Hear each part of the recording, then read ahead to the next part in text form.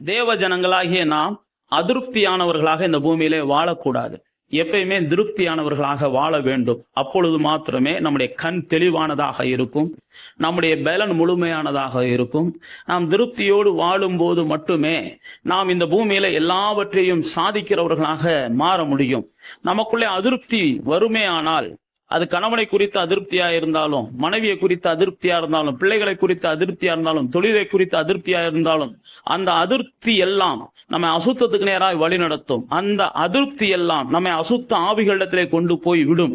அந்த அதிருப்தினா நம்மை அசுத்தங்களுக்கும் அசுத்த ஆவிகளுக்கும் கொண்டு போய் விடுகிற அஸ்திபாரமாய் இருக்கிறது.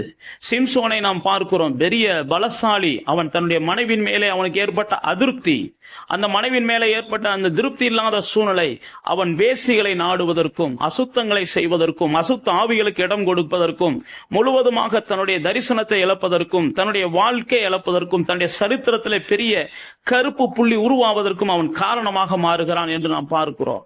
தேவ பிள்ளைகளாகிய நானும் நீங்களும் ஒருபோதும் மனைவியின் மேலே அதிருப்தி உள்ளவர்களாக வாழக்கூடாது. தேவன் நிச்சயமாக நமக்கு திருப்தியான வாழ்வை மனைவின் மூலமாக தருவார். நாம் ஒருபோதும் கணவன் மேலே அதிருப்தி உள்ளவர்களாக வாழக்கூடாது. தேவன் திருப்தியான ஒரு கணவனின் அன்பை நமக்கு கிடைக்க பண்ணுவார்.